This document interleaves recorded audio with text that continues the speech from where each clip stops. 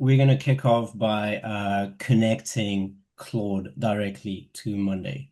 It used to be the case that you'd have to download the MCP connector from Monday in the marketplace. However, it's installed by default on all accounts. So in order to do so, you'll just go into your Claude, go to your settings, and in settings, you're just going to go to connectors, right? So Monday should pop up in here, but if it doesn't, you can just search for it right here. Cool. Once you're there, you'll just press connect and you'll see that a window will pop up. So what's interesting here is that you're not giving any of your passwords directly to Claude.